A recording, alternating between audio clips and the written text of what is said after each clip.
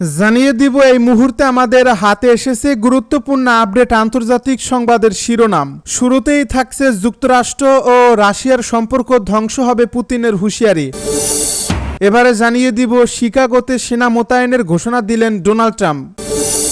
এদিকে কিয়েভে টমাহক ক্ষেপণাস্ত্র পাঠানোর ইঙ্গিত যুক্তরাষ্ট্রের, সতর্ক করলেন পুতিন।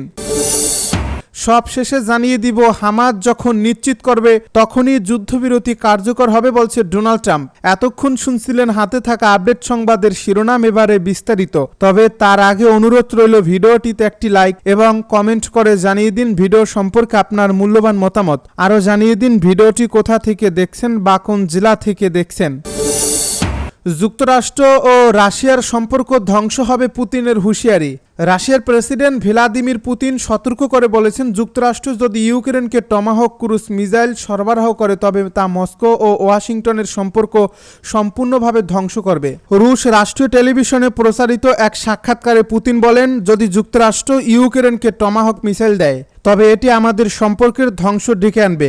অন্তত সম্প্রতি যে ইতিবাচক অগ্রগতি দেখা যাচ্ছিল তাও মুছে যাবে। তিনি আরও বলেন, এই অস্ত্র ব্যবহার মানেই হবে সংঘাতের এক নতুন, আরও বিপজ্জনক ধাপে প্রবেশ করা, যা রাশিয়া ও যুক্তরাষ্ট্রের সম্পর্কেও নতুন উত্তেজনায় ঠেলে দেবে। মার্কিন ভাইস প্রেসিডেন্ট জেডি ভ্যান্স গত মাসে ইঙ্গিত দেন, ইউক্রেনের অনুরোধে যুক্তরাষ্ট্র দীর্ঘপাল্লার টমাহক মিসাইল সরবরাহের বিষয়টি বিবেচনা করছে, যা রাশিয়ার রাজধানী মস্কো সহ গভীর অভ্যন্তরীণ লক্ষ্যবস্তুতে হামলা চালাতে সক্ষম। তবে মার্কিন কর্মকর্তারা জানিয়েছেন, টমাহক মজুদের সীমাবদ্ধতা ও নৌবাহিনীর অগ্রাধিকারের কারণে এই পরিকল্পনা বাস্তবায়ন কঠিন হতে পারে। টমাহক ক্রুজ মিসাইলের পাল্লা প্রায় 2500 কিলোমিটার, অর্থাৎ ইউক্রেনের হাতে এই অস্ত্র এলে পুরো ইউরোপীয় অঞ্চলের দিকে থাকা রাশিয়ার ও ক্রেমলিন পর্যন্ত হামলার আওতায় চলে আসবে। পুতিন দাবি করেছেন, টমাহক মিসাইল ব্যবহার সম্ভব নয় মার্কিন সামরিক বাহিনীর সরাসরি অংশগ্রহণ ছাড়া। সুতরাং এই অস্ত্র সরবরাহ মানেই হবে যুক্তরাষ্ট্রের সরাসরি যুদ্ধে জড়িয়ে পড়া। এবার শিকাগোতে সেনা মোতায়েনের ঘোষণা দিলেন ডোনাল্ড ট্রাম্প। মার্কিন প্রেসিডেন্ট ডোনাল্ড ট্রাম্প শিকাগোতে ন্যাশনাল গার্ড সেনা মোতায়েনের অনুমোদন দিয়েছেন। তিনি শহরের বর্তমান পরিস্থিতিকে নিয়ন্ত্রণের বাইরে বলে বর্ণনা করেছেন। রোববার এক প্রতিবেদনে বিবিসি জানিয়েছে, ডেমোক্র্যাট শাসিত শহরে বিক্ষোভকারীরা অভিবাসন কর্তৃপক্ষের বিরুদ্ধে মুখোমুখি হওয়ায় কয়েক ঘন্টা পরেই এই পদক্ষেপ নেওয়া হলো। ডোনাল্ড ট্রাম্পের অভিবাসন বিরোধী ধরপাকড়ের বিরুদ্ধে এই বিক্ষোভে একজন সশস্ত্র নারী মহিলা গুলিবিদ্ধ হয়েছেন বলে স্থানীয় সংবাদ মাধ্যমগুলো জানিয়েছে। কর্তৃপক্ষের দাবি, বিক্ষোভকারীরা আইন প্রয়োগকারী সংস্থার যানবাহনে হামলে পড়েছে। রাজ্য ও স্থানীয় নেতারা কয়েক সপ্তাহ ধরে ডোনাল্ড ট্রাম্পের সেনা মোতায়েনের পরিকল্পনার সমালোচনা করে আসছেন এবং এটিকে ক্ষমতার অপব্যবহার বলে অভিহিত করেছেন। কিয়েভে টমাহক ক্ষেপণাস্ত্র পাঠানোর ইঙ্গিত যুক্তরাষ্ট্রের, সতর্ক করলেন পুতিন। ইউক্রেনকে টমাহক ক্ষেপণাস্ত্র দেওয়ার সম্ভাব্য মার্কিন সিদ্ধান্ত মস্কো এবং ওয়াশিংটনের মধ্যে সম্পর্কের ইতিবাচক ধারাকে নষ্ট করতে পারে বলে সতর্ক করেছেন রাশিয়ার প্রেসিডেন্ট ভ্লাদিমির পুতিন। রোববার এক প্রতিবেদনে বার্তা সংস্থা তাস জানিয়েছে, ভিজিটিআরকে সংবাদ মাধ্যমের প্রতিবেদক পাবেল জারুবিনকে দেওয়া এক মন্তব্যে পুতিন এই মন্তব্য করেন। রুশ নেতা বলেন, কিয়েভকে টমাহক ক্ষেপণাস্ত্র পাঠানোর সম্ভাব্য সিদ্ধান্ত আমাদের সম্পর্ক নষ্ট করে দেবে, অথবা অন্তত আমাদের সম্পর্কের উদীয়মান ইতিবাচক প্রবণতাকে নষ্ট করে দেবে। গত বৃহস্পতিবার ভালদাই ডিসকাশন ক্লাবের পূর্ণাঙ্গ অধিবেশনে দেওয়া বক্তৃতার উপর মন্তব্য করতে গিয়ে পুতিন আরও জানান, তিনি পরিস্থিতির একটি সৎ পর্যালোচনা দিয়েছেন।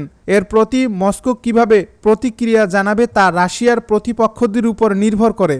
মার্কিন ভাইস প্রেসিডেন্ট জেডি ভ্যান্সে 28 সেপ্টেম্বর নিশ্চিত করেছেন, ওয়াশিংটন ইউক্রেনের জন্য পরবর্তী চালানে অন্যান্য ন্যাটো দেশগুলোকে টমাহক ক্রুজ ক্ষেপণাস্ত্র সরবরাহের কথা বিবেচনা করছে। তার মতে এই বিষয়ে চূড়ান্ত সিদ্ধান্ত নেবেন প্রেসিডেন্ট ডোনাল্ড ট্রাম্প।